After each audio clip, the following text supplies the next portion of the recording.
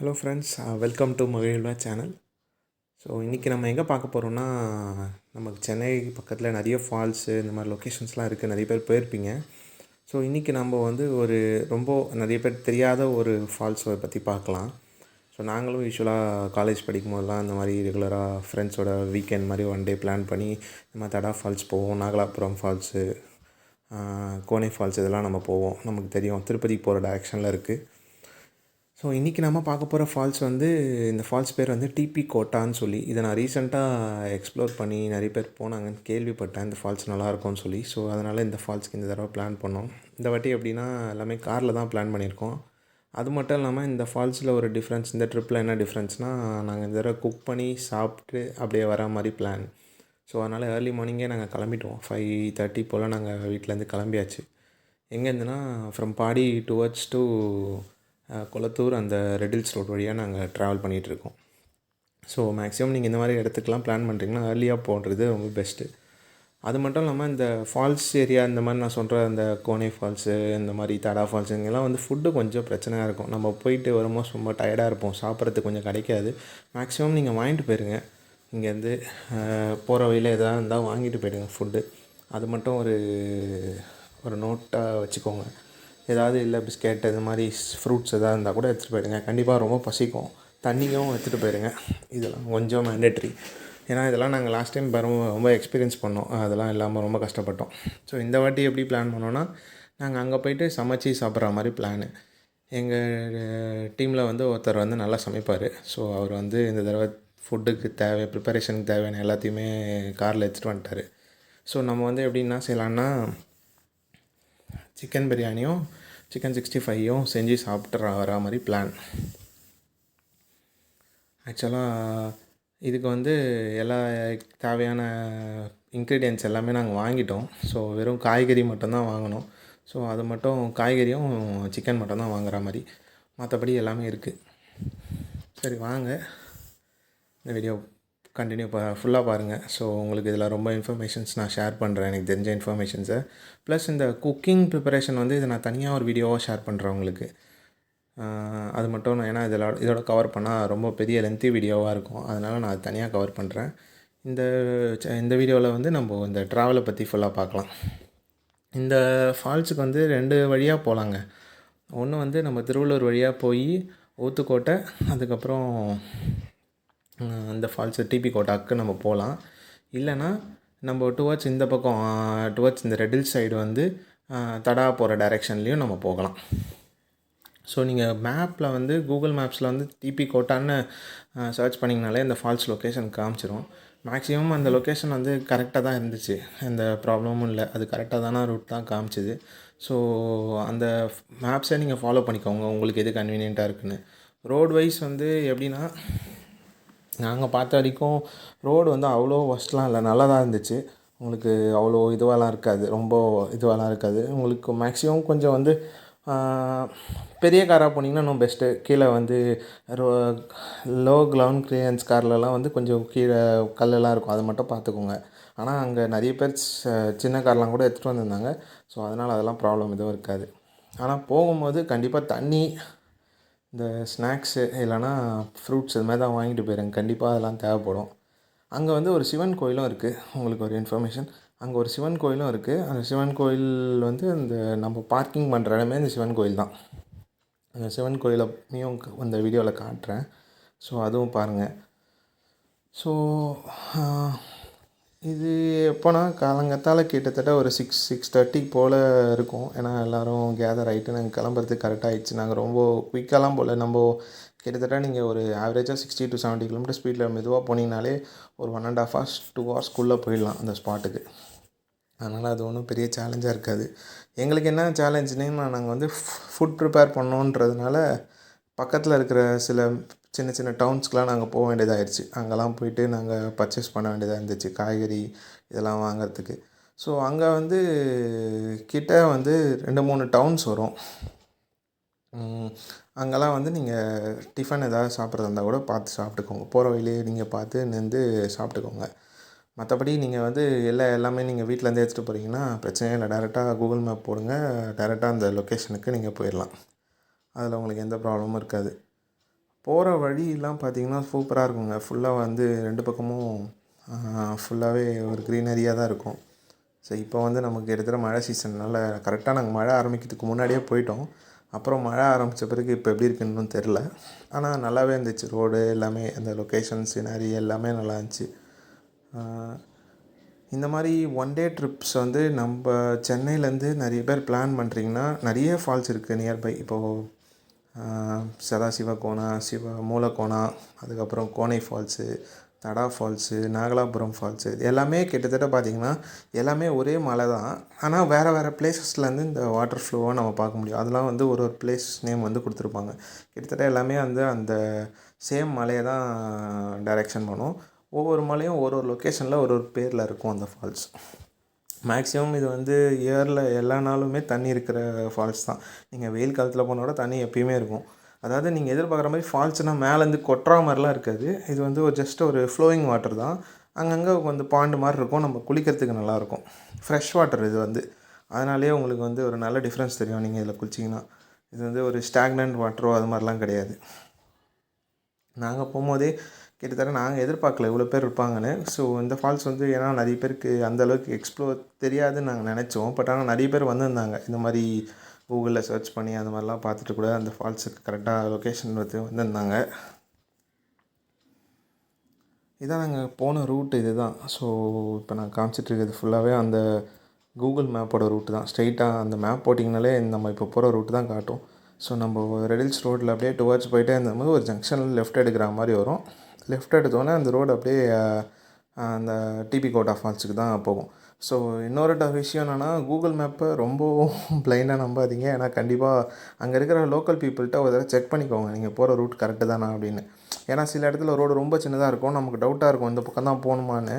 அதனால் ஒரு தடவை கன்ஃபார்ம் பண்ணிக்கோங்க. கன்ஃபார்ம் பண்ணிவிட்டு போகிறது என்னோடய பெஸ்ட் அட்வைஸ். அதே மாதிரி அந்த இடத்துல வந்து டவர் இஷ்யூ வந்து எனக்கு ஒன்றும் பெருசாக இல்லை. ஒரு சில இடத்துல ஏர்டெல் வந்து சுத்தமாக எடுக்கலை. ஸோ ஜியோ கொஞ்சம் எடுத்தது, பிஎஸ்என்எல் நல்லா எடுத்தது. ஸோ அதுவும் பார்த்துக்கோங்க. டவரும் ரொம்ப ஃபால்ஸ் கிட்டலாம் போனீங்கன்னா உங்களுக்கு நெட்வொர்க் இருக்காது. ஸோ ஜியோலாம் நல்லா இருந்துச்சு. ஜியோ, பிஎஸ்என்எல்லாம் எடுத்துச்சு. ஏர்டெல் அங்கங்கே எடுத்தது. அதுவும் நல்லா பிளான் பண்ணிக்கோங்க.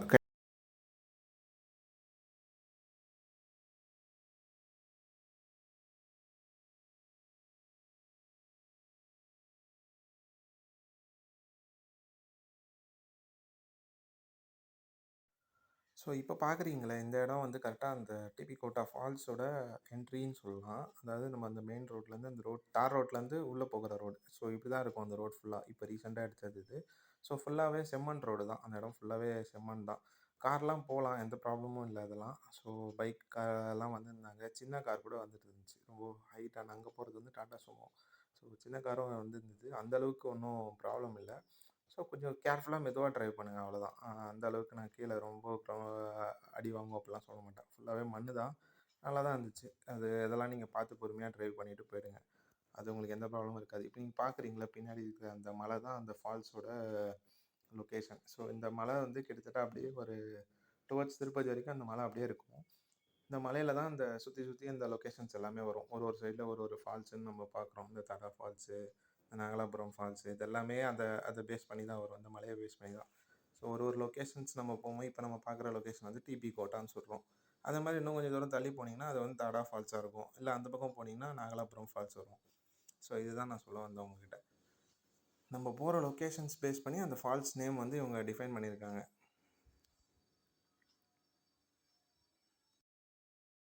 ஸோ இதான் ஃப்ரெண்ட்ஸ், நம்ம வந்து அந்த பார்க்கிங் ஸ்பேஸ் கிட்ட போகிற ஏரியா. ஸோ அங்கே பார்த்தீங்கன்னா ஒயிட் கலரில் பில்டிங் தெரியுது பார்த்தீங்களா, அது வந்து ஒரு ஆஃபீஸ் மாதிரி வச்சுருக்காங்க. அது பக்கத்தில் ஒரு சிவன் கோயில், நான் சொன்ன மாதிரி சிவன் கோயில் இருக்குது. ஸோ இந்த இடம் மட்டும்தான் கொஞ்சம் டவுன் அண்ட் ஸ்டீப்பாக இருக்குது. மற்ற இடம்லாம் உங்களுக்கு வந்து நல்லாவே இருக்கும். அந்த ரோடு வந்து நீங்கள் ஈஸியாக ட்ரைவ் பண்ணிட்டு வரலாம். ஸோ அதனால் இது ஒரு ப்ராப்ளம் இல்லை. இங்கே தான் நம்ம லாஸ்ட்டாக கார் பார்க் பண்ணிட்டு நம்ம ட்ரெக் பண்ணோம் அந்த ஃபால்ஸ்க்கு. நாங்கள் வந்து முன்னாடியே சொன்ன மாதிரி குக்கிங் பிளான் பண்ணதுனால இதுக்கு முன்னாடியே ஒரு இடம் வந்து நாங்கள் சூஸ் பண்ணியிருந்தோம். இப்போ நாங்கள் வந்துட்டுருக்கிறதுக்கு கொஞ்சம் பக்கத்துலேயே ஒரு சைடில் ஒரு ட்ராக் மாதிரி போய்ட்டுருந்துச்சு. அது ஒரு டிராக்டர் வழி மாதிரி இருந்தது. ஆனால் கொஞ்சம் அது ஒரு கல்லாம் இருந்தது. அந்த பக்கம் போய்ட்டு நாங்கள் வண்டி இப்படி பார்க் பண்ணிவிட்டு இங்கேயே நாங்கள் குக்கிங் பண்ண பிளான் பண்ணிட்டோம். ஸோ இங்கேயே நாங்கள் எல்லாத்தையும் திங்ஸ் செட்டப்லாம் பண்ணிவிட்டு இங்கேயே ஆரம்பித்தாச்சு. நிழல்னு பார்த்தா ஒன்றும் இல்லை, இந்த மரம் ஒன்று தான் இருந்துச்சு. ஸோ அதனால் இது பார்த்திங்கன்னா இந்த இடம் ஃபுல்லாக கல்லாக இருந்துச்சு. அது நான் சொன்ன அந்த அந்த பில்டிங்க்கு பக்கத்துலேயே இருக்க ஒரு ஏரியா. இந்த ட்ராக் வழியாக தான் நாங்கள் வந்தோம். ஸோ இங்கேயே நாங்கள் வச்சுட்டோம். இந்த இடத்துலையே எல்லாம் செட்டப்லாம் பண்ணிவிட்டு இங்கேயே எங்களோட பிரியாணி ப்ரிப்பரேஷனை ஸ்டார்ட் பண்ணியாச்சு. சிக்கன் பிரியாணி நான் முன்னாடியே சொன்ன மாதிரி அதை நான் இன்னொரு வீடியோவில் காட்டுறேன். இப்போ ஜஸ்ட் அந்த ஒரு ப்ரிப்பேர்டு வெர்ஷன் மட்டும் காட்டுறேன். இதுதான் நாங்கள் ப்ரிப்பேர் பண்ண பிரியாணி. நீங்களும் இந்த மாதிரி ஃப்ரெண்ட்ஸோட பிளான் பண்ணுறீங்க, அவங்க இதில் நல்லா சமைப்பாங்க அப்படின்னா நீங்கள் இந்த மாதிரி டிஃப்ரெண்ட்டாக இருக்கும். இந்த மாதிரி ஒரு லொக்கேஷனில் சமைச்சிட்டு சாப்பிட்றது ஒரு நல்ல எக்ஸ்பீரியன்ஸாக இருக்கும். ஒரு நாள் இந்த மாதிரி வெளியே இந்த மாதிரி சாப்பிடும் போது உங்களுக்கு ஒரு மைண்ட் ரிலாக்ஸ்டாக இருக்கும். இது நீங்களும் ட்ரை பண்ணி பாருங்கள். சரி வாங்க நம்ம ட்ரெக்கிங்கை பார்ப்போம். நம்ம காரை பார்க் பண்ணிவிட்டு நமக்கு வந்தோடனே அங்கே ஒரு ஒத்தையாட்டி பாதை மாதிரி ஒரு வழி இருக்குது. ஸோ இதான் அந்த மலை பார்த்திங்கன்னா இதான் நம்ம போக வேண்டிய டைரெக்ஷனு. இங்கே தான் நான் சொன்ன மாதிரி இந்த பார்க்கிங் ஸ்பேஸ் இங்கேருந்து நடந்து வந்தோம். இதான் வழி. இப்படியே நடந்து நம்ம டுவர்ட்ஸ் அந்த பாத்து இருக்கும், அது வழியாகவே நடந்து போக ஆரம்பிச்சிடணும், ட்ரெக் பண்ண ஆரம்பிச்சிடணும். கிட்டத்தட்ட ஒரு 1 hour 1.5 hours நம்ம அந்த லொக்கேஷன் போயிடலாம். அது ரொம்ப கஷ்டமான ட்ரெக்கிங் நான் சொல்ல மாட்டேன், ஈஸியான ட்ரெக்கிங் தான். Maximum shoe போட்டுவாங்க. ஷூ போட்டு வந்திங்கன்னா இன்னும் பெட்டராக இருக்கும் உங்களுக்கு நடக்கிறதுக்கு. ஏன்னா கல்லுக்கெல்லாம் இருக்குல்ல. ஸோ இது அப்படியே நடந்து வந்துட்டு இருக்கும்போது மேலே ஒரு வியூ இருக்கும். இந்த இடம் பார்த்திங்கன்னா அந்த ரிவர் வர வியூ, அந்த ரிவரோட பெட்டுன்னு சொல்லலாம். இந்த சைடில் இந்த மாதிரி ஒத்தையடி பாதை மாதிரி இருக்குது. ஸோ இதில் 2 விஷயம் பார்க்கணும். ஒன்று இந்த கரையை ஒட்டின மாதிரி ஒரு ரோடு, ஒரு பாத்து போகுது. இல்லை இந்த ரிவர் பெட்டு இறங்கி கீழே ரிவர் பெட்லேயே நடந்து போகிற மாதிரி ஒரு பாத்து இருக்குது.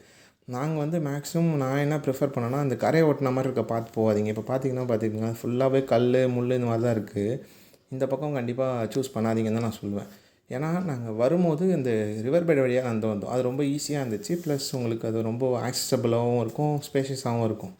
இப்போ நான் சொல்கிறேன் பார்த்திங்களா, அந்த இடம் கீழே அப்படியே நடந்து வரலாம். அவங்களுக்கு வரும்போது அந்த வீடியோ காட்டுறேன். இது நாங்கள் போகும்போது இந்த பக்கம் தான் போனோம். எங்களுக்கு அந்த அளவுக்கு தெரியலன்றதுனால எங்கள் கூட பக்கத்தில் வந்தவங்களும் நியூ இந்த ஏரியாவுக்கு, அதனால் அவங்களுக்கும் இதை பற்றி தெரியல. ஸோ நாங்களும் இதே பார்த்தே அப்படியே அதை பார்த்துட்டு போனோம். இந்த வழியாக போனால் கன்ஃபார்மாக கன்ஃபியூஸ் ஆகும். நிறைய இடத்துல ஜங்ஷன் மாதிரி ரூட்டு பிரியுது. ஸோ அது ஒரு சேலஞ்சிங்காகவே இருந்துச்சு எங்களுக்கு. நாங்களே அந்த டைரெக்ஷனை நோக்கி மட்டும் போயிட்டே இருந்தோம். ஆனால் தண்ணி மட்டும் தேவை ஃப்ரெண்ட்ஸ். தண்ணி மட்டும் கொஞ்சம் எடுத்துக்கோங்க கையில், குடிக்க தண்ணி தான் தாக எடுக்கும். ட்ரெக் பண்ணுறவங்க எல்லாேருக்கும் தெரியும். ஏன்னா இது ஃப்ளாட் சர்ஃபேஸோ இல்லை ஒரு மாதிரி ஈவன் சர்ஃபேஸோ கிடையாது, கல் அப்படி இப்படின்னு இருக்குது. ஸோ அதனால் கொஞ்சம் அதை மட்டும் பார்த்துக்கோங்க. அரௌண்ட் 45 minutes to 1 hour வந்தோன்னா இந்த ஃபர்ஸ்ட் பாயிண்ட் இங்கே தான் பார்ப்போம். நம்ம தண்ணியை பார்க்குற இடம் இதான். இந்த இடம் தான் அந்த ட்ரெக் பண்ணி வந்தோன்னே ஃபஸ்ட்டு பார்க்குற இடம். இதுவே ஆக்சுவலாக ரொம்ப நல்லா இருந்துச்சு. தண்ணி ரொம்ப கிளியராக. ஆனால் பார்த்தீங்கன்னா உங்களுக்கே தெரியும், ஒரு சில இடத்துல நல்லா டெப்த்தாகவே இருந்துச்சு. ஸோ நீச்சல் தெரியணும் கண்டிப்பாக. நீச்சல் தெரியாமல் டேரெக்டாக தண்ணியில் இறங்கிடாதீங்க. ஏன்னா பாறைலாம் வழுக்குது நல்லா ஆக்சுவலாக.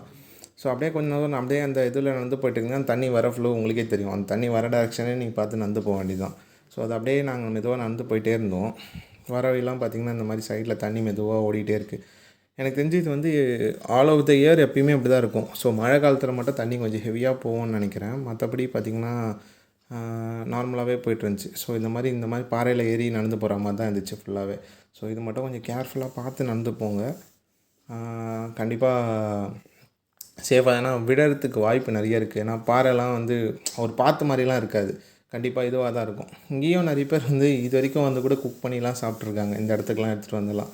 நாங்கள் கீழே பார்த்தா அங்கங்கே அடுப்பு மாதிரிலாம் செட் பண்ணி வச்சு செஞ்சுருக்காங்க போல் இருக்குது. என்ன கேட்டால் இவ்வளோ தூரம்லாம் எடுத்துகிட்டு நம்ம சமைச்சு ரெஸ்க் எடுக்க வேணாம். நம்ம அங்கேயே கார் பார்க்கிங் பக்கத்துலேயே நம்ம செஞ்சு கூட சாப்பிட்லாம். அந்த சைடே பெஸ்ட்டு. ஏன்னா இவ்வளோ தூரம் வரணும்னு அவசியம் இல்லை. இங்கே ஜஸ்ட்டு நீங்கள் குளிக்கிறதுக்காக மட்டும் வாங்க. ஸோ நான் அந்த ஃபால்ஸ் ரொம்ப எடுக்கலை, ஏன்னா அங்கே எல்லோரும் குளிச்சுட்டு இருந்தாங்க. ஸோ எதுக்கு அவங்க டிஸ்டர்ப் பண்ணணும்னு சொல்லிட்டு நான் அங்கே ஷூட் பண்ணல. ஸோ ரிட்டன் வர பார்த்திங்கன்னா நான் சொன்ன மாதிரி அந்த ரிவர் பெட்ஸ்லேயே நடந்து வந்தோம். ரிவர் பெட்ஸ்லேயே உள்ளேயே ஒரு வழி இருக்குது மெதுவாக. நாங்கள் வந்த டைரெக்ஷனுக்கு அப்படியே பேரலல் சைட். நீங்கள் அந்த பக்கம் ரிவருக்கு இந்த சைடாகவே நடந்து வாங்க. நான் வந்துட்டு இருந்தீங்கன்னா இந்த பாருங்கள், இதுதான் அந்த ரிவர் பெட். நம்ம உங்களுக்கு காமிச்ச அந்த ரிவர் பெட்டு தான். இங்கே பார்த்தீங்கன்னா இங்கே ஒரு கோயில் இருக்குது. இது ஆக்சுவலாக ரொம்ப நல்லா இருந்துச்சு இந்த கோயில் பார்க்க. ரிவர் பெட்டுக்கு நடுவில் நல்லா மழை டைமில் இந்த கோயில் ஃபுல்லாகவே மூழ்கிடுமா. இங்கே இருக்க ஒருத்தர் சொன்னார். என்ன பண்ணியிருக்காங்க, இது உள்ள சிவன் கோயில் இது. ஸோ இந்த சிவன் கோயில் இங்கே இதுவாக இருக்கிறதுனால இதே சிவன் கோயிலை நம்ம அந்த கரையாண்ட நம்ம பார்க்கிங் பக்கத்தில் பார்த்தோம் பார்த்தீங்களா, அங்கே வச்சுருக்காங்க இதே சிவன் கோயிலை. ஸோ இந்த கோயிலும் இந்த லொக்கேஷனும் அப்படியே பார்க்கறதுக்கு ரொம்பவே சூப்பராக இருந்துச்சு. நீங்களும் வந்தீங்கன்னா கண்டிப்பாக மிஸ் பண்ணாமல் பாருங்கள். பாருங்களேன், இந்த பேக்ரவுண்ட் வியூக்கும் இந்த கோயில் கரெக்டாக அந்த ரிவர் பெட்டில் இருக்கிறதுக்கும் பார்க்கறதுக்கு ரொம்ப பழமையான கோயில் மாதிரி தான் இருக்குது. ஆனால் கொஞ்சம் அந்த ஃப்ளட்டு டைம்லலாம் ரொம்ப இதுவாக இருக்குதுன்னு நினைக்கிறேன், கொஞ்சம் டேமேஜாக இருக்குதுன்னு நினைக்கிறேன். ஸோ இதுதான் கொஞ்சம் க்ளோஸர் வியூ. இங்கேயும் பார்த்துட்டிங்கன்னா பாருங்கள், அந்த செவுரு ஃபுல்லாக அங்கங்கே கிறுக்கி வச்சுருக்காங்க ஃபுல்லாக கோயிலில். ஆனால் உள்ளே போனால் கருவறையில் சிவலிங்கம் இருக்கார். ஸோ அது வந்து நீங்கள் சாமி கும்பிட்றதா இருந்தால் இங்கே வந்து பாருங்கள், இந்த கோயில் கண்டிப்பாக பாருங்கள், மிஸ் பண்ணாதீங்க.